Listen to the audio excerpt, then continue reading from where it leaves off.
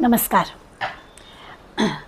15वा अध्याय सगळ्यांचा मुखोद्गत असल्यामुळे आपण थोडीशी आतुरतेने वाट पाहतो आहे की कधी तो सुरू होणार. पण माऊलींनी 72 ओव्या प्रस्तावनेच्या दिल्या आहेत.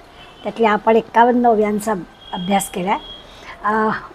ते जे काही ऊर्ध्वतळी म्हटलं आहे की मुळं सगळी वर आहेत आणि विस्तार त्याचा खाली आहे, त्या झाडाचं वर्णन चाललं आहे. आणि एवढं सगळं करून ते झाड कसं आहे तर अविनाशी आहे. पाणी घालण्याचा प्रश्नच आहे कारण मुळंच वरती आहेत. त्यामुळे झाड जगवण्यासाठी काहीच परिश्रम घ्यायचे नाहीत, तरी देखील ते झाड मरत नाही आहे. वर्णनच मुळे आहे प्रपंचरूपी वृक्षाचं.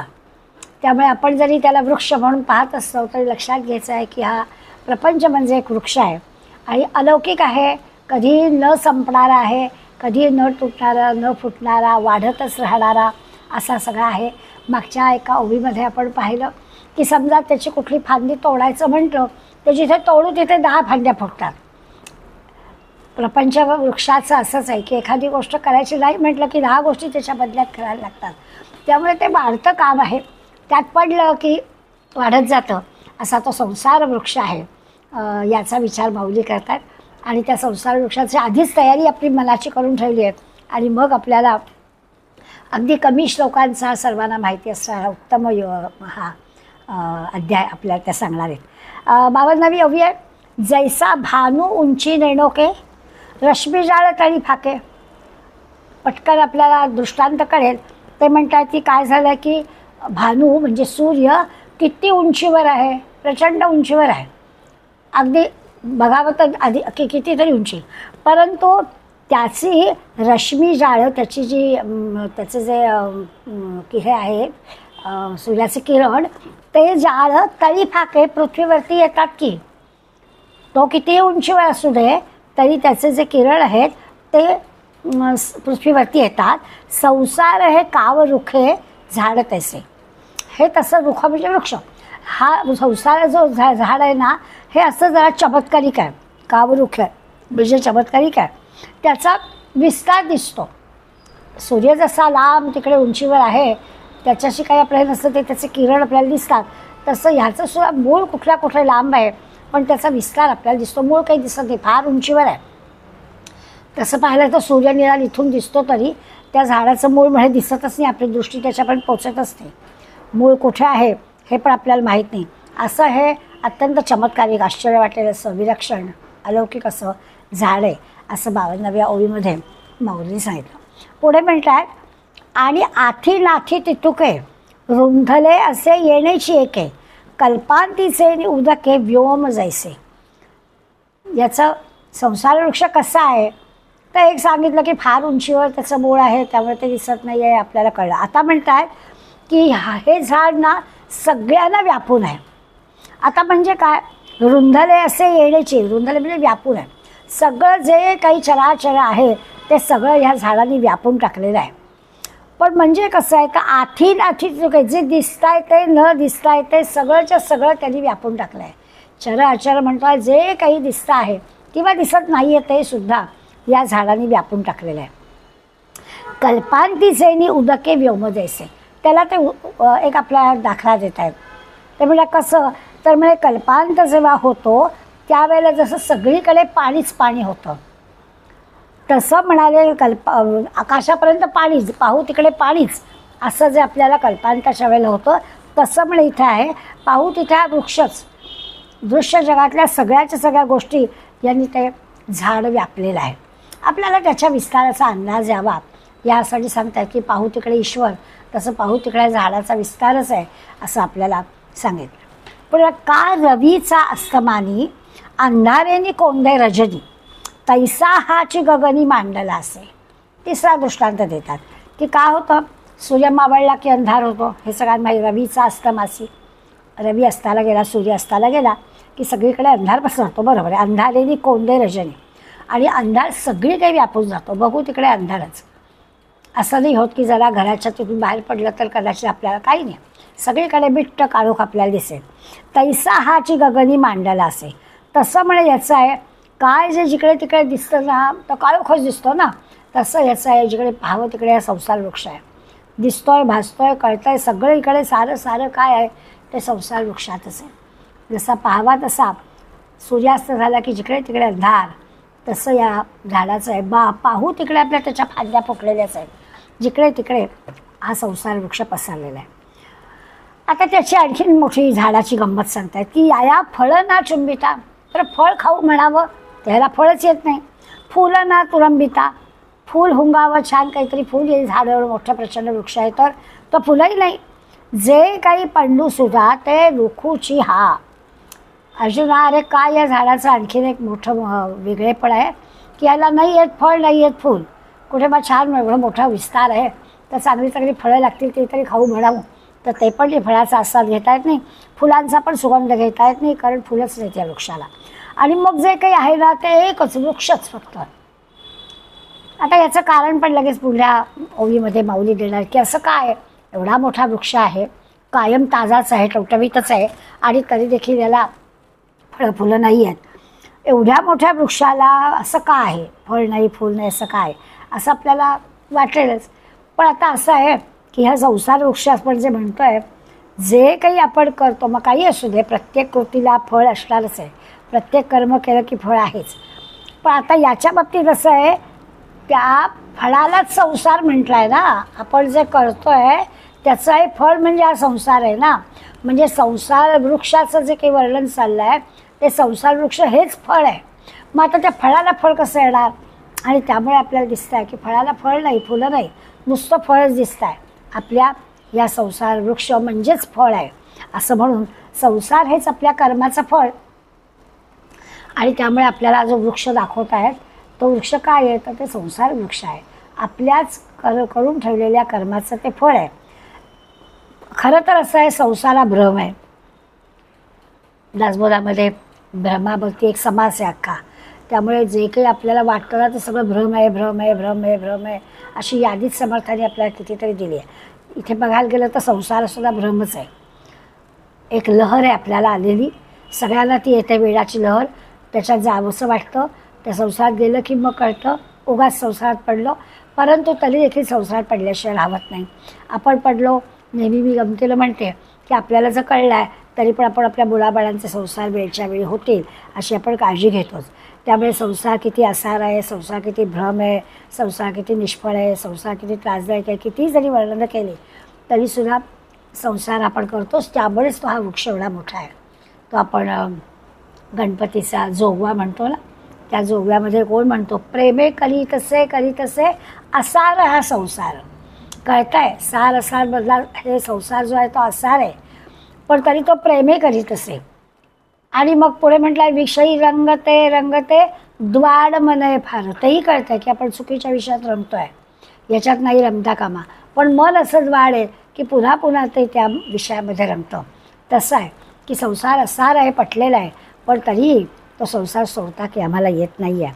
आता हे जे काही तत्त्वज्ञानाच्या दृष्टीने विचार केला तर आपल्याला ना हेच समजून घ्यायला हवं आहे की संसार असार असला तरी देखील तो उत्तम पद्धतीने आपल्याला करायचा आहे. मग संसार केल्यामुळे काय गुंता निर्माण होतो, तो गुंता सुटणं कठीणच आहे. असार आहे, सगळं माहितीच आहे, त्यामुळे तो गुंता होणारच, त्या गुंत्यामध्येच राहायला हवं. तो सगळा संसाराचा गुंता, त्याच्यातून सुटणं कठीण जरी असला, तो वाढता गुंता असला तरी देखील त्या संसारामध्ये आपण अडकलेलो असतो. म्हणून त्यांनी आपल्याला दाखवलं की हे सगळं काय अर्जुना, हा सगळ्याच्या सगळा वृक्ष, याला फळ नाही फूल नाही काही नाही यायला येणार. आणि ऊर्ध्व मूळ आहे, परी उन्मोलित नव्हे, पडलेला नाही आहे हा. म्हणजे त्यांनी सुरुवातीला पण एकदा माऊलींनी ही गोष्ट सांगितली की हा वृक्ष पडलेला नाही आहे. पडलेला असता आणि त्याची मुळं वर आली असतं तर गोष्ट वेगळी, पण मग तो सुकून गेला असता. अशी मुळं वर आली असती. आपण पावसात वादळात पाहतो की एखादं झाड उन्मळून पडतं, आणि झाड असं उन्मळून पडलं की त्याची मुळं आपल्याला दिसायला लागतात, परंतु काही दिवसातच त्याची त्या फांद्या पानं सगळी सुकवून जातात आणि मग ती तोडून आपल्याला त्याचं वाट लावावी लागते. इथे तसं नाही आहे. इथे तो काही उन्मळून पडलेला आहे. ऊर्ध्वमूळ आहे परी उन्मूलित नव्हे, असा उन्मळून पडलेला नाही आहे. येण्याची हा होय शार्वल उगा, आणि त्यामुळे तो कायम टवटवीतच आहे. त्याची मुळं वरच आहेत, पाणी घालायला लागत नाही आहे, ती मुळं दिसत पण नाही आहेत, आणि तरी देखील हा टवटवीत आहे. संसार वृक्ष मुळंवरती असणारा हा असा अत्यंत टवटवीत दिसतोय आपल्याला. आणि उन्मळून पडलेला नाही आहे बरं, तरी देखील हा टवटवीत आहे. आता उन्मळून पडलेला नाही आहे म्हणून हा हिरवागार आहे किंवा टवटवीत आहे, कारण त्याची वाढच तशी होते आहे, कुठेतरी उंचावरती मूळ आणि त्याची वाढ अशी होते आणि तरी तो टवटवीत आहे. याचं रहस्य काय? तर हा संसार ना सततच सगळ्यांना प्रिय आहे. तो टवटवीत आहे ना, त्याचं कारण काय? हिरवागार आहे, टवटवीत आहे, कारण तो सारखा सगळ्यांना प्रियच आहे. नवनवीन गोष्टी येत असतात, संसार हा आधार वाटायला लागतो. किती जरी आसार वर्णन केलं तरी तोच आधार वाटतो, पहिल्या पिढीला वाटतो, पुढल्या पिढीला वाटतो आणि त्यामुळे हा वृक्ष टवटवीतच राहतो. अगदी संसार आसार आहे असं म्हणणारे सुद्धा संसार सोडत नाहीत. त्यांना त्रास होतो, कष्ट पडतात, त्या संसाराचे त्रास सहन करावा लागतो. अगदी काय तो जीव मेटाकुटीला येतो तसं सगळं होतं. कितीतरी वैतागतात, अगदी रोजच्या रोज तक्रारी करतात, पण तरी अगदी नको हा संसार म्हटलं तरी देखील रात गई बात गई, तसं रात्र गई सकाळी पुन्हा नव्या दमाने तो संसार करायला लागतातच. कितीही त्रास असला, कितीही कंटाळा असला, कितीही संसाराबद्दल तक्रार आपण केली तर दुसऱ्या दिवशी येरेबाशा लागल्या पुन्हा माणूस संसारात असतोच. अहो एकदा नाही जमलं तर दुसऱ्यांदा सुद्धा तो संसारात पडतो, दुसऱ्यांदा काय तिसऱ्यांदा पडत नाही म्हणून तुळशीशी लग्न करतात म्हणे, आणि मग चौथ्यांदा सुद्धा तो संसारात पडतो. असा हा संसार कितीही आसार असला, कितीही कष्टदायक असला, कितीही अगदी कंटाळवाणी नकोसा त्रासदायक असला तरीसुद्धा माणूस त्याच्यातच पुन्हा रमतो. अगदी हा नित्याचा अनुभव आहे. कोणावर अशी वेळ आली तर आपण सुद्धा त्याला सल्ला द्यायला म्हणतो की असं नको करू, नको एकटा राहू, कोणीतरी हवं, असा सल्ला लोक देतात.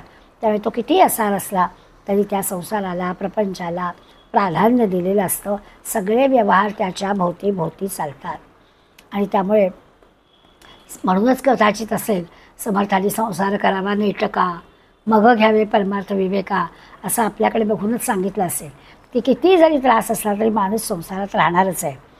आणि आपल्या सगळ्या संसारी माणसांना समर्थ विशेष जवळचे ह्यामुळेच वाटतात, कारण त्यांनी आपल्याला संसार करायला पूर्ण परवानगी दिलेली आहे. त्यांनी सांगितलं आधी प्रपंच करावा नेटका, त्यामुळे मग आपल्याला असं वाटतं की चला आपल्या बाजूने आहेत समर्थ. अशा पद्धतीनं संसारामध्ये आपण अगदी वय वाढलं म्हटलं ना, म्हातारे झालो तरी देखील संसार सुटत नाही. म्हातारी बाईसुद्धा म्हणते की नाही म्हणजे तिचं घर सुटत नाही, 4-8 दिवस बाहेर जाऊन आली आपल्या घरी जाऊया म्हणते.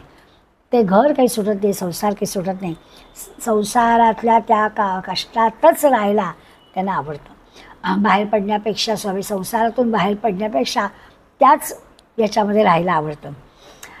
आता खरं म्हणजे संसारातून बाहेर पडायचं असेल, म्हणजे मनापासून बाहेर पडायचं असेल तर ज्ञानज्योतीचा प्रकाश लागतो. आता मुळात या अध्यायाच्या अभ्यासाकडे वळायचं असेल तर हे तर आपण अनुभवतो आहे, ते ठीक आहे, आपल्याला कळलं की संसारामध्ये कसा माणूस अडकतो ते. पण आता जर आपल्याला खऱ्या अर्थाने या संसारातलं हे वृथा आहे हे जर कळलेलं आहे, हे काही खरं नाही हे कळलेलं आहे आणि आपल्याला बाहेर पडायचं आहे, तर त्याच्यासाठी काय हवं? तर ज्ञानज्योतीचा प्रकाश हवा. म्हणून साधू संतांनी आपल्याला एक संदेश दिला आहे. ते असं म्हणतात की तुम्ही काय करा, संतांच्या संगतीत राहा. संतांच्या संगतीत राहिलात की मग आपोआप सगळ्या गोष्टी होतील. आपणच असं त्रयस्थपणानं आपल्या मनाचं परीक्षण करू. संतांच्या सज्जनांच्या संगतीत राहिलो की ते पण संसारी असून संसार कसा करतात हे आपण पाहतो, ऐकतो, वाचतो आणि मग आपल्या लक्षात येईल. मग आपण सुद्धा आपल्याकडे त्रयस्थपणाने पाहतो की मी खरंच संसार अडकले का आपला तो रोजचा संसार आहे तो करायचा आणि त्रयस्थपणानं दिवस सगळा साजरा करते, असं स्वतःलाच आपण त्रयस्थपणानं पाहायला शिकलं पाहिजे. ते शिकणं कधी होईल? सज्जनांच्या संगतीत राहिलं तर आपल्याला शिकता येईल. आपल्याच संसाराकडे आपणच त्रयस्थपणे पाहू की तो करायचा आहे, करायचं नाही असं नाही, परंतु तो करताना आपण त्याच्यात अडकत नाही होणार, आपण त्याच्या फार आहारी जात नाही होत ना, हा विचार आपल्याला करा. मग आपलं म्हणणं बरोबर आहे का चूक आहे हे न ठरवता आपल्या मनातल्या आपल्या ज्या गोष्टी आहेत ह्या सगळ्या आपण लक्षात घ्यायच्या. बरोबर का चूक ते कळेलच आपल्याला, पण मनात येणारी प्रत्येक गोष्ट लक्षात घ्यायची. संत समागमात राहिल्यानंतर संत अशा वेळेला कसं वागले तो विचार करायचा आणि त्याप्रमाणे आचरण करायचं.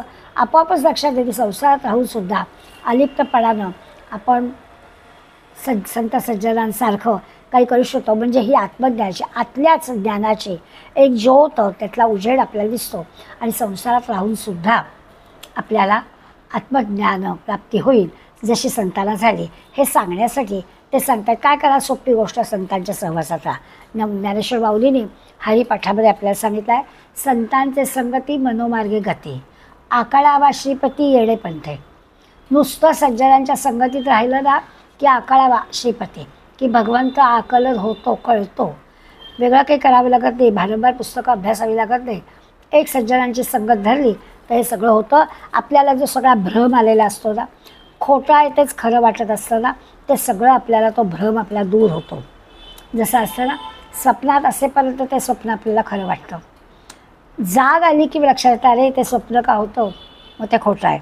तसं म्हणे आहे की आहे हा संसार असा आहे वगैरे सगळं आहे, तरीही आपण तो करतो आहे. मग तोच संसार सारपणाने करायचा असेल, आपल्याकडे आपणच त्याच्याकडे त्रयस्थबुद्धीने पाहायचं असेल तर सगळ्यात सोपा उपाय माऊली सांगतात, सज्जनांची संगत धरा. आपोआप तुम्हाला असं आपण अडकलो आहे, गुरफटलो आहे, असारात आहे, कंटाळा आला आहे, वैताग आला आहे, असं काही वाटणार नाही. तो संसार होतो आपोआप, अशी आपल्याला अनुभूती येईल. आणि ऊर्ध्वमूळ ऐसे निगदिले कीळ असे परी अधिही असोसे मुळे येया. आता ते म्हणतात ऊर्ध्वमूळ ऐसे, वर मूळ आहे, आता कळलेच आहे, हे आपण म्हटलं आहे खरं. निगदिले कीर असे, निगदिले म्हणजे असं खरोखर म्हटलेलं आहे की मूळ वरती आहे, आता आपल्याला हे कळलं आहे. तरी आधीही असोसे मुळे येया, पण असं लक्षात येतं असोसे म्हणजे पुष्कळ, खूप सारी मुळं खाली पण आहेत. म्हणजे उजवी मुळं तरी वरती मूळ आहे असं वर्णन केलं, पण जर का या संसार वृक्षाचं नीट निरीक्षण केलं तर वरती तर मुळं, वर मूळ आहेच, पण खाली सुद्धा पुष्कळ मुळं आहेत. प्रबळला चौमेरी म्हणजे चारी बाजूना, सगळ्या बाजूनी वाढला आहे. पिपळा का वडाची या परी, आणि त्यामुळे वड आहे किंवा पिंपळ आहे किंवा त्यासारखा हा वृक्ष आहे. जे पारंब्या माझारी डहाळ्या असते. तसं आपल्याला पारंब्या, वडाच्या पारंब्या आपल्याला कळतात की त्या पारंब्याच अशा वाढतात की पुन्हा जमिनीत येतात. मूळ झाडाला त्यांचा जणू काही जमिनीतून आधार मिळतो आणि प्रचंड मोठा वृक्ष होतो. त्याला येणाऱ्या पारंब्या पुन्हा जमिनीत म्हणजे त्यांची मुळं घट्ट झाडाला पकडतात. त्यामुळे हा संसार वृक्षसुद्धा असाच वाढलेला आहे. तर ह्याला पिंपळाप्रमाणे किंवा वटवृक्षाप्रमाणे चारी बाजूने चौमेरी म्हणजे चारी बाजूना तो फोफावला नुसता प्रचंड वाढला आहे. आता त्याच्याच अशा पारंब्या म्हणजे फांद्या तशा पण ह्याच्यापूर्वीच्या आहेत. आपल्याला वडाच्या पिंपळाच्या झाडांबद्दल पाहता येतं की 500-500 वर्षापूर्वीचे वृक्ष आहेत. एवढा मोठा वृक्ष की त्याच्या ह्याच्यातून सुद्धा गाडीसुद्धा जाते, कारण त्याची मुळं आणखीन पारंब्या जमिनीत टाकून खूप मोठा विस्ताराने वाढलेलं असतं. तर असे रस्तेसुद्धा त्या झाडांच्या मधून झालेले आहेत आपल्याला दिसतात. तर या अशा वडाच्या किंवा पिंपळाच्या झाडासारखं परत असं आहे की ह्या वर्गातली जी झाडं आहेत त्या झाडांच्या बाबतीत असं म्हणतात की कित्येक वर्षांचं त्यांचं आयुष्य असतं. इथे तर काय तो नाशिवंत म्हणजे नाश पाऊच शकत नाही असं आहे. त्यामुळे त्या पारंब्या किंवा त्या फांद्या ह्याच परत मूळ होतात, त्याच मुळाला आणखीन परत फांद्या येतात. असा हा चहूबाजूनी वाढणारा वृक्ष आहे. म्हणून त्यांनी सांगितलं की मूळ वरती काय, सगळ्या बाजूनी त्याला मुळं फुटत आहेत.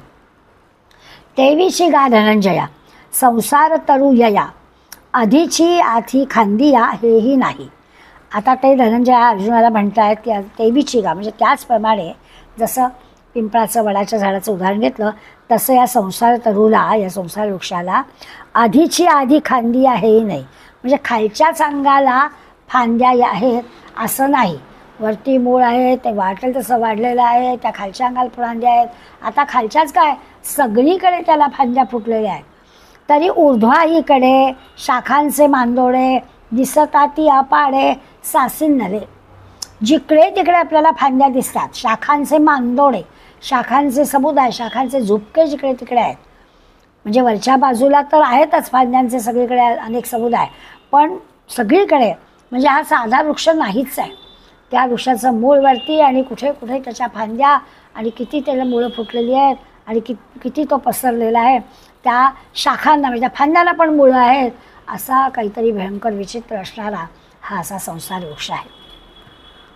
आता नुसतीच आपण कल्पना करू शकतो निरनिराळ्या पुस्तकांवरती गीतेच्या 15व्या अध्यायाचं ह्या उर्वी मुळं तळी म्हणून असा वृक्ष दाखवलेला सोलटा, जणू काही झाडाचं प्रतिबिंब पाण्यात पडलं आहे असं आपल्याला चित्रामध्ये दाखवता येतो. पण माऊली जे वर्णन करतात ते चित्रात दिसण्यापेक्षा सुद्धा प्रचंड मोठं आहे. नुसतीच मुळं वरती आणि खाली विस्तार असं नाही, तर त्याच्या फांद्याला मुळं फुटली आहेत, फांद्या किती किती फुटलेल्या आहेत, खाली व इकडे तिकडे चहू बाजूनी हा विस्तारलेला आहे. जाले गगनची पारेलिया, का वारा मांडला रुखाचे न्याय, नाना अवस्थात्रये उदयला असे.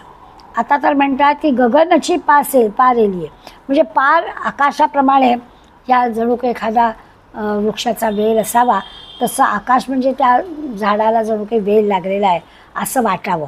मूळच तिकडे आहे त्यामुळे तो एवढं मोठं वृक्षाला आकाश म्हणजे जणू काही वेल असं वाटतं. किंवा वारा मांडला रुखाचे न्याय, किंवा वारा हा सुद्धा वृक्षरूपानेच आहे.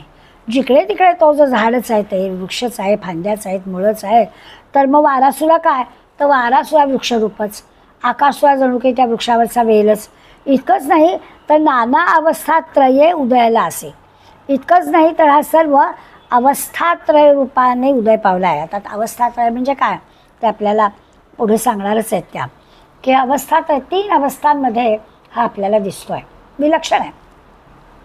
ऐसा हा एको विश्वाकार विटंकू, उदयाला जाण रुखू ऊर्ध्व मूळ, असा हा अत्यंत विलक्षण असणारा ऊर्ध्व म्हणजे वरतीच मूळ असणारा विश्वाकार उत्पन्न झालेला सगळीकडे भरलेला आहे. पुन्हा पंचमहाभूतांनी पण वेढून राहिलेला आहे. आकाश म्हणजे वेल काय, वारा म्हणजे त्याचं हेच काय आहे, वृक्षरूपच काय आहे, असं सगळं वर्णन केलं आहे. आणि आणखीन वर्णन काय केलं तर 3 अवस्था, 3 अवस्थांनी तो वाढतोय म्हणे. आता 3 अवस्था काय, आपल्याला 3 अवस्था साधारणपणे आपल्याला माहिती असतात. आपल्या 3 अवस्था जागृती, स्वप्न, सुषुप्ती अशा आपल्या 3 प्रत्येक जीवाच्या या 3 अवस्था आहेत. आपण एक तर जागे असतो, किंवा आपल्या झोपेत असतो म्हणजे स्वप्न पडत असतं, किंवा गाढ झोप लागली असते. या 3 आपल्या अवस्था असतात. आता जागे असतो किंवा स्वप्न पडतात किंवा अगदी खरं म्हणजे अगदी गाढ झोप लागलेली असते, या सगळ्या अवस्थांचा अनुभव आपण घेतलेला असतो. त्यामुळे याच्या तो ते असताना आपण वर्णन करू शकणार नाही, पण जागा झाल्यावर स्वप्न अवस्था होती ते आपल्याला कळेल. गाढ झोपेतून जागा झाल्यानंतर आपण मला आज गाढ झोप लागली ती असं आपण म्हणू. जागृत असताना कदाचित जागो का जागी आहेस ना का झोपली आहेस असं आपल्याला म्हटलं जाईल. त्यामुळे या 3 अवस्थांशी आपला परिचय आहे. तसं म्हणे ह्याचं आहे की या 3 अवस्था म्हणजे या वृक्षाचाच भाग आहे. म्हणजे विश्वाच्या आकारानं हा वृक्ष दिसतो आहे, इतका भयंकर मोठा आहे. माणूस जसा 3 अवस्थेत असतो म्हणजे तर पूर्णत्व असतं, तसं या सगळ्या अवस्थांमध्ये आहे. हा लहान होत नाही, मोठा होत नाही, वाढायचा प्रश्न नाही, सुकायचा प्रश्न नाही, त्याला पाणी लागत नाही, त्याला काही लागत नाही, पण तो वाढतोच आहे, वाढतोच आहे, वाढतोच आहे. आणि म्हणून त्याला म्हटलं आहे की या 3 अवस्थांचा जणू काही त्याच्यात अवस्थारूपाने तो आहे. सगळ्या अवस्था त्याच्यातच आहे. आता ऊर्ध्व या कवन ते येथे मूळतही लक्षण, का अधोमुखपण शाखा कैसिया. आता खरं तर याचं ऊर्ध्व कोणतं आणि या मुळाचं स्वरूप काय, किंवा प्रश्नच विचार. आता ऊर्ध्व या कवन त्याचं ऊर्ध्व कोणतं म्हणजे दिसतच नाही आहे, त्यामुळे ऊर्ध्व काय म्हणायचं, वरती आहे ते मूळ आहे तर कुठलं कशाला म्हणायचं, किंवा येथे मूळत आहे की लक्षणं, किंवा याच्या मुळाचं स्वरूप काय आहे. संसार वृक्षाचं मूळ जे काही ऊर्ध्व म्हटलं आहे, वरती आहे, त्याचं खरं स्वरूप काय, किंवा का अधोमुखपण शाखा कैसिया, या खाली वाढणाऱ्या ज्या फांद्या आहेत त्या कशा आहेत, अशा उलट्या फांद्या वाढतात ते काय आहे. अथवा द्रुमायया आधी जी या मुळी ती या कोण कैसिया ऊर्ध्व शाखा. प्रश्न विचारले 63 आणि 64 ओव्यांमध्ये. किंवा या द्रुमा म्हणजे या वृक्षाच्या खाली मुळं आहेत तर त्याला वरच्या शाखा कशा आणि कोणत्या. आपल्याला नेहमी वृक्ष जो दिसतो तर आपल्याला खोड येतं, आधी मुळं खाली असतात, मग त्या जमिनीच्या वर येणाऱ्या भागाला आपण खोड म्हणतो, मग त्या खोडाला फांद्या फुटतात, मग त्या फांद्यांना काय पानं येतात, पुढे फळं येतात वगैरे वगैरे. आता हे सगळं उलटंच आहे. मग या वृक्षाला खाली मुळं आहेत म्हणजे नाही आहेत, तर ह्याचं वाढतं कसं, वरच्या मुळातून ह्या फांद्या अशा खाली येतात आणि त्या कशा येतात, कोणत्या येतात, या शाखा ऊर्ध्व असं म्हटलं, म्हणजे फांद्या येतात त्या फांद्या पुन्हा चढतातच वरती. तर हे काय प्रकार आहे, हा सगळ्याचा नेमकाचा अर्थ काय आहे, तो खरं म्हणजे अर्जुनाला हवा असणारच. परंतु आत्ता माऊलीच त्याला सांगतायत. म्हणजे माऊलींच्या ह्या अध्यायाला सुरुवात करण्यापूर्वी तुमच्या आमच्या वाचकांच्या मनामध्ये ह्या झाडाची सगळी माहिती आणावी, याच्यासाठी त्याचं जे विलक्षणपण आहे ते आपल्या लक्षात यावं, यासाठी माऊली सांगतात. मधून जणू काही भगवंतच अर्जुनाशी बोलतो आहे तसं ते म्हणत आहेत की अरे हे अर्जुना हे असं असं होतं. खरं म्हणजे की हे भगवंत बोलत नाही आहे. भगवंत डायरेक्ट आता उद्धव मुलं शाखाला सुरुवात करेल, पण माऊली मात्र भगवंतच बोलतो आहे अशा धर्तीनं आपल्याला सांगतायत. आता अश्वत्थू हा ऐसी आणि अश्वत्थू हा ऐसी प्रसिद्धी कायसी. प्रसिद्धी कायसी म्हणजे अश्वत्थू वृक्ष आहे, याची प्रसिद्धी काय, आत्मविद विलासी निर्णय केला. म्हणजे या वृक्षाला अश्वत्थ असं जे केवढं मोठं प्रसिद्ध नाव दिलं, फार लोकांना माहिती झालं हे नाव काय असेल, या नावाचं रहस्य काय आहे, काय हे नाव दिलं आहे. किंवा जे आत्मवेत्ते आहेत, आत्मज्ञानी मंडळी आहेत, त्यांनी हा निर्णय कसा का केला आहे, कसा केला आहे. त्या पिंपळालाच अश्वत्थ म्हटलेलं आहे. आत्मविद याचा अर्थ जाणकार, त्या जे स्वरूपाला जाणतात असे. तर या आत्मविद मंडळी, या आत्मज्ञानी मंडळींनी या पिंपळाचं नाव त्याला दिलं. तर पिंपळाचा आणि या वृक्षाचा काय संबंध. मग या लोकांनी हा निर्णय घेतला म्हणजे नेमकं काय केलं हे सगळं आपल्याला नीट समजावं म्हणून त्यांनी सोप्या शब्दामध्ये, अगदी सोप्या शब्दामध्ये माऊली आपल्याला या सगळ्या प्रश्नांची उत्तर देणार आहे. प्रश्न तर आपल्याला पडलेच की असं काय आहे नेमकं. सगळं आपल्याला दिसतं त्या वृक्षाच्या सगळं उलट आहे. पुन्हा त्या वृक्षाचं एवढं कौतुक आहे, तो कायमच तजेलदार आहे म्हणतात. आणि असं असताना फळ नाही, फूल नाही, पण या सगळ्या गोष्टी आहेत. तर हे सगळं नेमकं काय आहे, त्याला पिंपळच का म्हटलेलं आहे, अशा उलट्या फांद्या त्याच्या का वाहत आहेत, लोकांनी आत्मविद जाणकार लोकांनी त्याला असं नाव का दिलेलं आहे, याबद्दलची माहिती सोप्या शब्दातून पण तुम्हाला समजेल अशी मी सांगतो आहे. त्यामुळे अजूनही या संसार वृक्षाबद्दल नेमकं माऊलींना काय म्हणायचं आहे, श्रोत्यांपर्यंत ते सगळं पोचवायचं आहे. श्रोत्यांच्या मनात कुठल्याही प्रकारची शंका राहता कामा नये असा प्रयत्न करायचा आहे. म्हणून माऊली सांगतात की मी सगळं तुम्हाला सोपं समजेल असं सांगतो बरं का, विस्तारानं सांगतो, म्हणजे सगळं समजुतीने सांगतो, तुम्हाला समजेपर्यंत सांगतो, मनात तुमच्या शंका राहणार नाही असं सांगतो. हे आघवेची बरवे तुझी आहे प्रतितीची फावे, तैसेने सांगो सोलिवे विन्यासेगा. विन्यासेगा म्हणजे विस्तारानं सविस्तर सांगतो. काय सांगतो आता ते म्हणतात, नीट लक्षात घे बरं का, मी तुला सगळं सविस्तर सांगणार आहे पण नीट लक्षात घे. हेच केलं, हे आघवेची बरवे, बरवे म्हणजे चांगलं, हे सगळं मी तुला चांगलं सांगणार आहे, स्पष्ट सांगणार आहे, पटेल असं सांगणार आहे आणि विस्तारानं पण सांगणार आहे. अगदी विवरण करून सांगतो, पण आता तुला हे सगळं नीट समजून घेतलं पाहिजे मी काय सांगतोय ते. म्हणजे तुझ्या नीट लक्षात येण्यासारखं सांगेनच, पण तू पण लक्षातून ऐक म्हणजे तुला कळेल. परी ऐसे गा सुभगा, हा प्रसंगो असे तुझाची जोगा, कालची करी हो सर्वांगा ही अथिलिया. आता म्हणतायत की हे जे मी तुला सांगतोय ना, सुभगा आहेस तू. सुभगा म्हणजे भाग्यवंत आहेस, भाग्यवान आहेस. इतकं तुझं भाग्य आहे की आता तुला हे सगळं मी सांगणार आहे, सविस्तर तुला ऐकायला मिळणार आहे. अर्थात आपण पण भाग्य आहे. माऊली अर्जुनाला सांगतात ते आपल्याला पण ऐकायला मिळणार आहे. फक्त आता प्रश्न असा आहे एक समजुतीचा, अर्जुनाला जे सगळं समजणार आहे त्याच्या बुद्धीमुळे आपल्याला तसं सगळं समजणार आहे का असा आपल्याला विचार येईल. परंतु माऊली म्हणतात हो मी तुम्हाला समजेल असं सोप्या शब्दात सांगणार आहे. तरी भाग्यवंत अर्जुना असं पहा, हा प्रसंग असे तुझची जोगा, हे तुला विशेष ऐकायला मिळत आहे आणि या विशेष ऐकायला मिळत आहे ते तुझ्यासाठीच आहे, तूच योग्य असते ऐकण्याला. आणि मग काय कर, तर तू आता एकतर धैर्यशील आहेस, समजूतदार आहेस, तुला सगळं कळतं आहे, तर आता तुझं अंतःकरण असं संपन्न कर, सर्वांगाचे कान कर, धैर्य करून जे आपल्याला समजून घ्यायचं आहे ते माऊली सांगतायत तर ते ऐकण्याची आहे.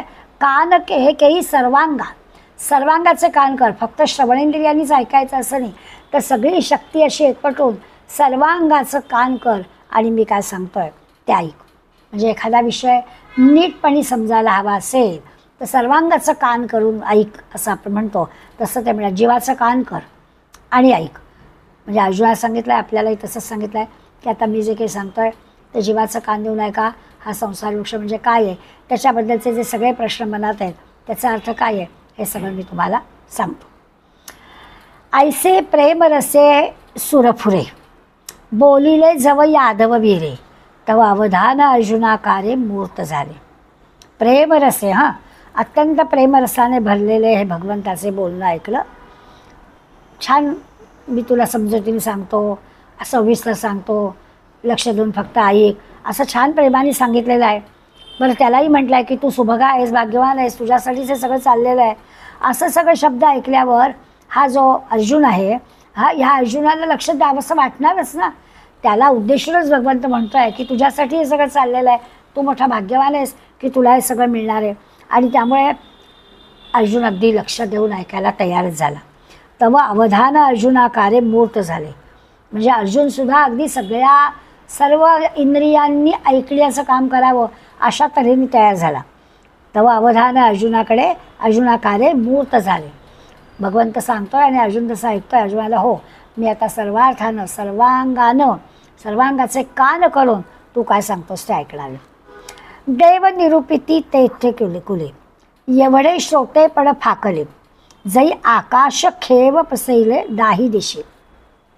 आता म्हणतात आकाश, आधी व्यापकता सांगून झालीच आहे त्या संसार वृक्षाची. तर आता म्हणतात जसं आकाश कसं असतं, दाही दिशांना पसरलेलं असतं. आपण नेहमी क्षितिजाचं वर्णन करतो की जिथे आकाश असं जमिनीला टेकल्यासारखं वाटतं, डोंगराला टेकल्यासारखं, तिथंपर्यंत आकाश असेल त्याला क्षितिज असं म्हणतो. पण मग जसं आपण डोंगरावर जातो लक्षात येतं नाही अजूनही आकाश. त्यामुळे प्रचंड विस्तार, प्रचंड व्यापक असं आकाश आहे. दाही दिशांनी असं ते आकाश व्यापक आहे.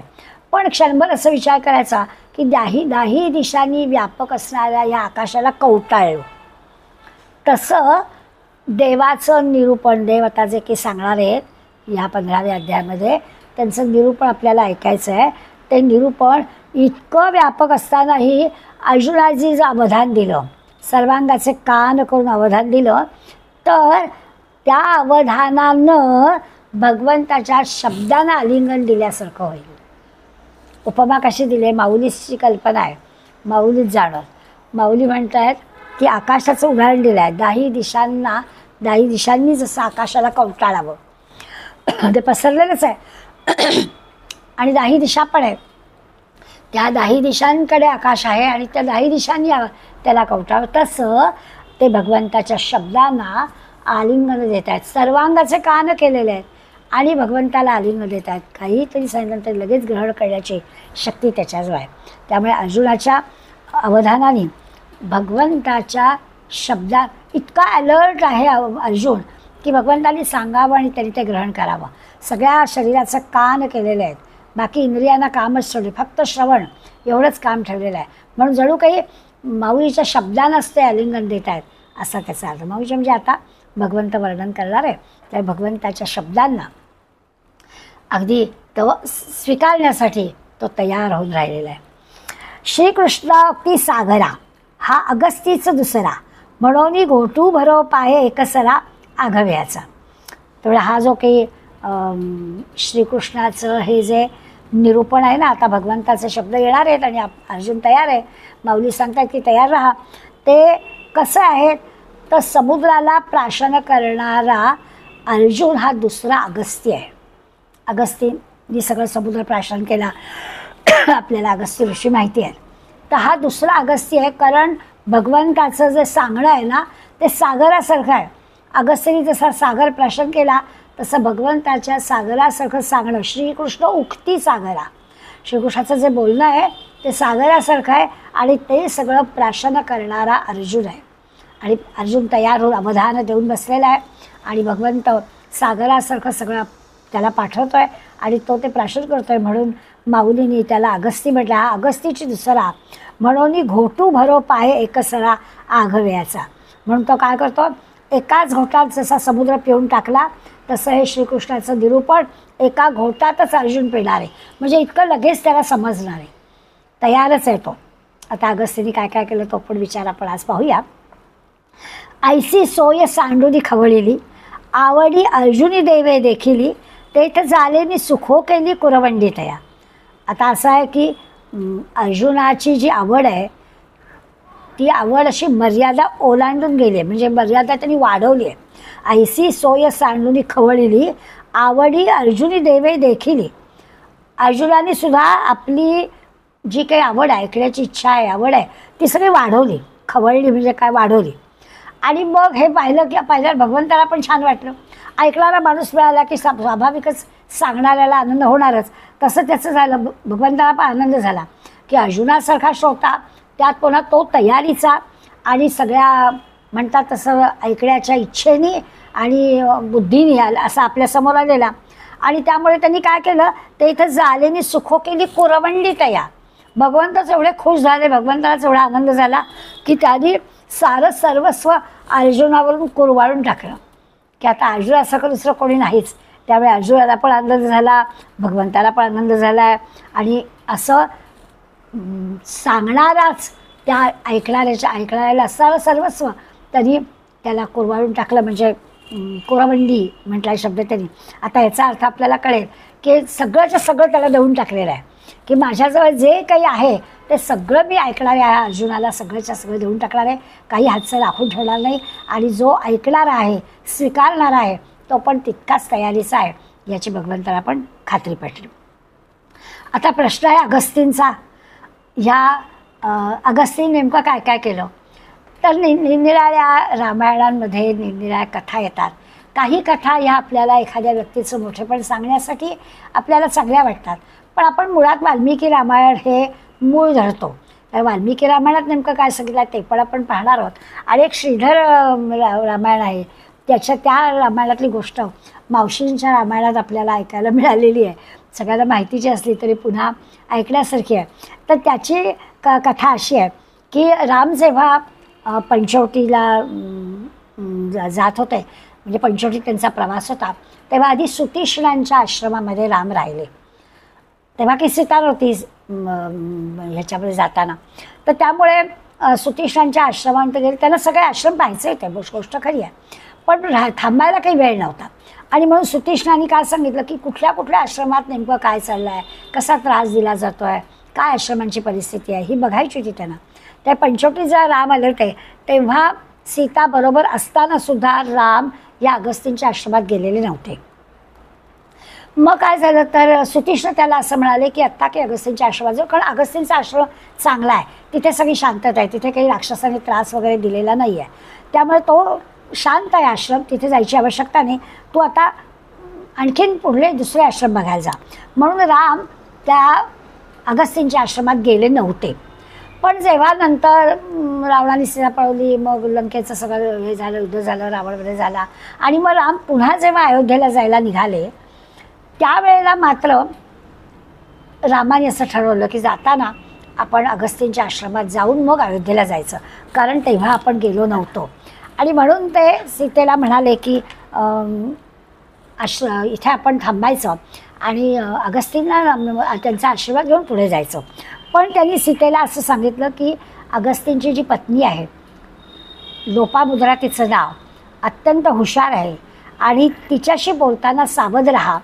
सगळ्या गोष्टी आपल्या ज्या काही वनवासात जायला लागलं तेव्हापासून आता पुन्हा आपण विजयी होऊन अयोध्येला परत जातो आहे, या सगळ्याबद्दल ती तुला अगदी विचारेल प्रश्न. त्या सगळ्या प्रश्नांची उत्तरं तुला जी काय वाटतील ते तू जे ऐकलंस ते सगळं दे, काही हरकत नाही, फक्त तू सागर उल्लंघून गेल्याबद्दल काही बोलू नकोस. तेव्हा स्वाभाविकच सीता विचारते, का बरं, का नको सांगू, कारण लंकेमध्ये मी होते आणि मला तिथे तुम्ही आलात आणि सागर उल्लंघून म्हणजे हे बांधलं, वानरसेनेनी सगळा पूल बांधला आणि वानरसेना पलीकडे आली, हे सांगू नकोस असं का. तेव्हा रावण म्हणाले की त्याच्यामध्ये असं आहे की तू तिला सांगितलंस ना तर तुला कमीपणा पत्करावा लागेल. आता ते बोललं तेवढंच राहिलं आणि मग ते उतरले अगस्तींच्या आश्रमामध्ये दोघंजणं. आणि अपेक्षेप्रमाणे लोपामुद्रांनी सीतेला आपल्या कक्षामध्ये बघितलं, गप्पा मारल्या आणि बोलता बोलता तिने विचारलं की मी असं ऐकलं आहे की रामचंद्रांनी वानरांचा मदत घेऊन हे केलं, काय हे बांधलं आणि पलीकडे गेले. तर असं कशाला केलं? त्यांना काय बाण मारून संबंध सागर आटवता येत नव्हता का? कशाला असं केलं? तर जरा तिला प्रश्न लोपामुद्राने आपलं उत्तर दिलं की हे एवढे मोठा पराक्रमी तुझा पती आहे आणि एवढा पराक्रमी, एक बाण मारायचा आणि एक बाण मारला की समुद्र सगळा बाजूला झाला असता आणि आपोआप पलीकडे जाता आलं असतं. माझ्या नवऱ्याने म्हणे असंच केलेलं आहे. जेव्हा समुद्र अत्यंत उद्धटपणानं वागत होता त्यावेळेला त्यांनी असं केलं की एका ह्याच्यात आचमनात प्राशन करून टाकलं आणि समुद्राचा सगळा गर्भ उठवून लावला. तुझ्या पण पतीला हे करता आलं असतं. लोपामुद्रा असती आणि तिने म्हटलं, सीता क्षणभरी झाली पण सीता पण चतुर होती. सीतेने उत्तर दिलं. आता हे असं आहे ना, हे श्रीधर कवी होते. या श्रीधर कवींच्या कवी कल्पनेतून या दोन स्त्रियांच्या स्वभावाचं मार्मिक चित्रण कसं असतं की पडू द्यायचं नाही आपलं हे, म्हणून कसं उत्तर दिलं, यापुरतं आपण या कथेकडे बघायचं. तर सीतेने लगेच सांगितलं की नाही, माझ्या पतीची अशी होती की त्यांनी जर एखादा बाण मारला तर तो बाण ते काम करायचाच आणि पुन्हा भात्यात यायचा ना.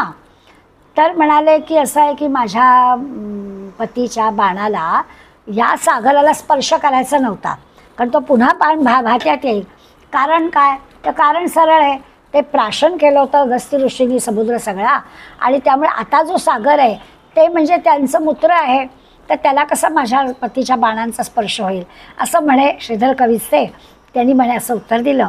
आणि मग लोपामुद्रा एकदम ही झाली की आपल्या पतीचं सामर्थ्य तितकंच मोठं आहे हे सांगण्यासाठी दोन स्त्रिया कसं अहममिकेने असं स्त्रियांच्या स्वभावाचं चित्र म्हणून आपण त्याच्यात शिरायला नको. एक गंमत म्हणून फक्त मावशीने पण ही गोष्ट त्यांच्या रामायणात घेतली म्हणून आपण हे केलं. त्याच्यातला खरा अर्थ असा आहे की अगस्त्य ऋषी जे होते ते शस्त्र आणि शास्त्र हे दोन्ही जाणकार होते. त्याला शास्त्र पण चांगलं येत होतं आणि शस्त्र पण चांगली येत होती. धनुर्वेदसुद्धा सगळ्याच्या सगळा त्यांनी आत्मसात केलेला होता. प्रचंड सामर्थ्य अगस्त्य ऋषींजवळ होतं. म्हणजे असं मानायचं कारण नाही की कुटी बांधून झोपडीत राहणाऱ्या ऋषींना फक्त काय तर ध्यानधारणा आणि असं नाही, तर सर्व प्रकारच्या अस्त्रशस्त्रांची माहिती असणारे, शास्त्र जाणणारे, इतकंच नाही तर धनुर्वेद जाणणारे म्हणजे धनुर्विद्येमध्ये पण पारंगत असणारे असे अगस्त्य ऋषी होते. दोन गोष्टी त्यांच्याबद्दल म्हटलं. त्या शब्दांच्या अर्थाकडे बघताना आपण त्याचा लक्षार्थ घेतला पाहिजे, शब्दार्थ घेऊन चालत नाही. त्यांच्यात असं म्हटलं की विंध्य पर्वताला उंच होण्यापासून अगस्त्य ऋषींनी रोखलं. पर्वताला उंच होण्यापासून रोखणं, आता हे कसं शक्य आहे? तर त्याचा अर्थ काय तो आपण समजून घेतला पाहिजे की अगस्त्य ऋषी या विंध्य पर्वत ओलांडून दक्षिणेकडे आले होते. पण तोपर्यंत काय होतं म्हणजे वैदिक काळामध्ये मानवी संस्कृती सगळी उत्तर भारतात होती, विंध्य पर्वताच्या इकडे अलीकडे होते, म्हणजे उत्तर भारतात सगळं होतं आणि दक्षिणेकडे सगळं जंगल होतं. आणि त्यामुळे दक्षिणेमधल्या एवढ्या अरण्यामध्ये भयानक अरण्य होतं, प्रचंड जंगल होतं. त्यामुळे तो विंध्य पर्वत ओलांडून दक्षिणेकडे मंडळी येत नव्हती. बरं, नुसतं जंगल होतं आणि जंगल म्हटलं की ती श्वापदं पण असणारच, आणि त्या ठिकाणी आणखीन असं होतं की निरनिराळे राक्षस पण तिथे होते. त्यामुळे इकडे येण्याचं धाडस कुणी केलं नव्हतं. पण अगस्त्य ऋषींनी दंडकारण्यामध्ये ते गेले आणि तिथे त्यांनी एकदा मानवी संस्कृती अगस्तींमुळे माणसं यायला लागली आणि मग माणसं आल्यावर तिथे निरनिराळ्या ऋषींनी आश्रम स्थापले. मग तिथल्या श्वापद, तिथल्या राक्षस या सगळ्यांवर त्यांनी मात केली. पण हे जे काही ओलांडण्याचं धैर्य होतं ते धैर्य अगस्त्यही दाखवलं आणि दक्षिणेकडे या ऋषीमुनींचे आश्रम सुरू झाले. आणि मग अगस्तींनी हे काम केलं, त्या राक्षसांशी पण पारिपत्य केलं, श्वापदांशी पण केलं, गुरुकुळं निरनिराळी स्थापन केली. हे अगस्तींनी काम केलं. म्हणजे विंध्य पर्वत ओलांडून अगस्ती दक्षिणेकडे आले हे त्यांनी काम केलं. म्हणून शब्द कसे वापरले की अगस्तींनी काय केलं तर म्हणे विंध्य पर्वत उंच होण्यापासून त्यांनी थांबवला, त्याला रोखला. तर तो शब्दशः अर्थ तसा नाही, पण विंध्य पर्वत ओलांडताच कुणाला येत नव्हता, ओलांडून लोक इकडे येतच नव्हते, ते काम अगस्तींनी केलं. तसं दुसरं आहे की समुद्र प्राशन केला. म्हणजे काय केलं? आता लोपामुद्रा आणि सीतेतला तो गमतीचा संवाद आपण सोडून देऊया, पण याचा अर्थ काय तर अगस्त्य ऋषींजवळ जे सामर्थ्य होतं त्यांनी पाहिलं की सागर प्रवास अतिशय अवघड आहे. दक्षिणेकडे आले, निरनिराळे गुरु, आता सागराचा प्रवास करून पलीकडे जायचं होतं. तर त्यावेळेचा सागराचा प्रवास धोक्याचा पण होता, अवघड होता, शोध काही लागलेले नव्हते. तेव्हा त्यांच्या लक्षात आलं की बरं पुन्हा त्या समुद्रामध्ये सुद्धा अनेक अनेक राक्षस होते, केवढे मोठे मोठे जलचर होते, आणि या सगळ्यांना पार करून, समुद्र पार करून पलीकडे जाणं खरोखरच त्रासदायक होतं. मग अगस्तींनी, आत्ता म्हटलं शास्त्र जाणकार होते ना, सगळ्या गोष्टी त्याला माहीत होत्या. त्यांनी शोध लावला आणि सागर प्रवास करण्यासाठी त्यांनी एक विमान तयार केलं. आता ते की आपल्याला आश्चर्य वाटायचं कारण नाही, आपण सागर पार करून विमानाने जातो आहे, आत्ता हे होतं तर त्यावेळेला काय. तर अगस्तींनी सागर पार करण्यासाठी विमान निर्माण केलं, म्हणजे जणू काही समुद्राला जिंकलं. आणि ते समुद्राला जिंकणारे अगस्ती मुनी दक्षिणेकडे म्हणजे ते लंकेमध्ये पण गेले. जणू काही हे करण्यासाठी त्यांना लागला असेल की ते वेपण वर्णन कसं केलं, जणू काही एका आचमनात समुद्र प्राशन केला, समुद्रावरती मात केली, पलीकडे जाता आलं. त्याच्यासाठी त्यांनी विमान बनवलं. हे जे काय अगस्तींचं सामर्थ्य होतं, त्या सामर्थ्याचं वर्णन कसं केलं तर त्यांनी समुद्र एका आचमनात पिऊन टाकला. आता असं सामर्थ्य असणारे वाल्मिकी हे अगस्त्य ऋषी होते. वाल्मिकी रामायणात अगस्त्य ऋषींबद्दलचं एक आणखीन सामर्थ्य दाखवणारा प्रसंग आहे की राक्षसांवर मात करायची म्हणजे किती करायची. तर 2 राक्षस होते, एकाचं नाव आहे इलवल आणि त्याचा वातापी नावाचा भाऊ. तर दोघंही राक्षस होते. हे दोघं राक्षस काय करायचे, त्यांची एक वेगळीच पद्धत होती. त्याला वेगवेगळी रूपं घेता यायची. तर ते राक्षस काय करायचे, ब्राह्मणाचं रूप घ्यायचे आणि ब्राह्मणाचं रूप घेऊन आपल्या घरी श्राद्धासाठी ब्राह्मणाला जेवायला बोलवायचे.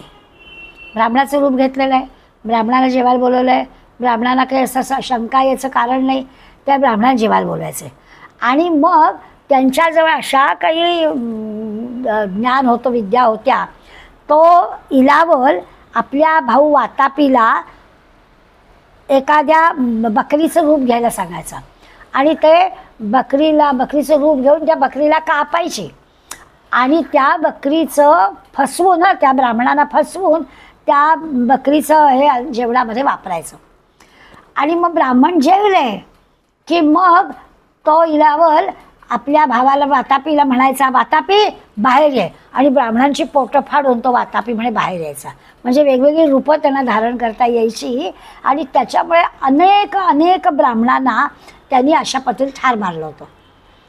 पद्धतच त्याची ही. आणि त्याला ती रूपं घेता यायची, हे ज्ञान त्याला मिळवलं होतं त्यांनी. आणि त्यामुळे अनेक ब्राह्मणांना फसवून त्यांनी हजारो ब्राह्मणांना त्यांनी ठार मारलं. मग काय झालं तर देवानी ब्राह्मणांनी प्रार्थना केली की हे काय आहे, याच्यातून वाचवायला पाहिजे. बरं कळत नाही, अगोदर ब्राह्मणाचं रूप घेऊन येतो आणि त्यामुळे आपल्याला कळत नाही आहे. मग अगस्तींनी ठरवलं की ह्याच्यातून आपण मार्ग, आणि त्यांनी त्यांच्या सामर्थ्याने, बुद्धीच्या सामर्थ्याने, त्यांच्याजवळ असणारी सगळी योगशक्ती होती त्याच्या सामर्थ्याने ते त्या इलावलकडे गेले आणि ते त्यांच्या पद्धतीप्रमाणे त्यांनी त्याला वातापी भक्षण केलं. आणि इलावलनं नेहमीसारखी हाक मारली, वातापी बाहेर ये. तेव्हा अगस्ती म्हणाले, त्याला मी जिरवला, बाहेर काही येणार नाही, त्याला मी जिरवला. मग मात्र इलावल घाबरला की हे असं कधीच झालं नव्हतं. आणि मग तो अगस्तींवर धावून गेला. तेव्हा अगस्तीनं त्यांच्याजवळ एक अग्निशस्त्र होतं, त्या वातापीला सुद्धा त्याच पद्धतीनं त्यांनी पोटातच मारून टाकला, अग्नीने मारून टाकला. तसं त्यांच्या दृष्टीमध्ये अग्नी होती. इलावल अंगावर आल्याबरोबर त्याने आपल्या दृष्टीतून अग्नी काढला आणि त्याला जाळून टाकलं. अग्नीवरती त्यांनी प्रभुत्व मिळालं होतं, अग्नीचं सामर्थ्य अगस्तींना मिळालेलं होतं. त्यामुळे अगस्तींनी अग्नीच्या साह्यानं या दोन्ही राक्षसांना ठार मारलं होतं आणि दंडकारण्य जे होतं ते निर्भय करून टाकलं. तेव्हा अगस्तींच्या चरित्रामधल्या ह्या ज्या 3 गोष्टी आपण ऐकतो, म्हणजे खरोखरच कसं सागरावर मात केली, किंवा आधी पाहिलं तसं विंध्य पर्वत ओलांडून लोक येतच नव्हते, कारण इकडे दक्षिणेकडे सगळं भयानकच वातावरण होतं, किती राक्षस होते आणि काय काय होतं. तर अगस्तींनी सामर्थ्य दाखवलं, त्यांच्याजवळ असणाऱ्या या सगळ्या प्रकारच्या शक्तीने त्यांनी हे काम केलं. म्हणून मग माऊलींनी त्या अगस्तींची उपमा या अर्जुनाच्या सामर्थ्याला दिली. बरं, अर्जुनाचं सामर्थ्य काय, तर त्यांनी जसं एका घोटात सगळं प्राशन केलं तसं म्हणे अर्जुनाने काय करायचं, तर अर्जुनाने असं एका क्षणात भगवंत काय सांगतोय ते समजून घ्यायचं. अशासाठी अर्जुनाला अगस्तीचं उपमा दिली ना, की अगस्तीने एवढा मोठा समुद्र आणि प्राशन केला असा एका घोटात. तसं म्हणाले या अर्जुनाचं होईल की त्याची सगळी इंद्रिय ऐकायला इतकी उत्सुक झालेली आहे आणि भगवंत सांगायला उत्सुक आहे. ऐकणारा आणि सांगणारा दोघंही, आणि जे सांगायचं आहे ते ऐकण्याची पण उत्सुकता, असं सगळं छान मेळ जमलेला आहे. आणि त्यामुळे अगस्तीने जसं समुद्रावर मात केली आणि खरोखरच त्या समुद्राचं सामर्थ्य सगळं बाजूला करून टाकलं.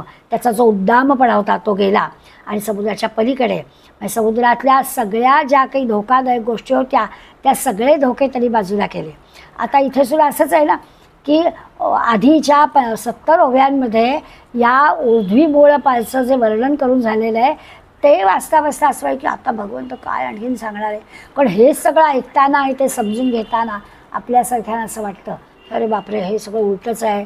असा हा चमत्कारिक वृक्ष आहे आणि याच्याबद्दल आता भगवंत आपल्याला काहीतरी सांगणार आहे, ते आणखीन कसं काय समजून घ्यायचं असं वाटण्याचं काही कारण नाही. अगस्तीने जशी सगळ्यावर मात केली तशी अर्जुनाने सुद्धा आणि तुम्ही आम्ही सुद्धा भगवंत काय सांगणार आहे तर एका क्षणार्धात आपल्याला त्याचं आकलन होईल अशा पद्धतीने भगवंत सांगेल असा विचार त्यांनी केला. असं अगस्तींच्या आश्वासन. आता 71व्या ओवीनंतर खऱ्या अर्थानं भगवंत सुरुवात करणार आहे भगवान वाचनी. आणि मला वाटतं आपण त्याचा विचार पुढल्याच वेळेला केला बरा, कारण थोडीशी सुरुवात होईल आणि थांबायला लागेल. तर आज आपण इथेच थांबूया आणि पुढल्या शुक्रवारी आपण पहिला श्लोक घेऊया. धन्यवाद.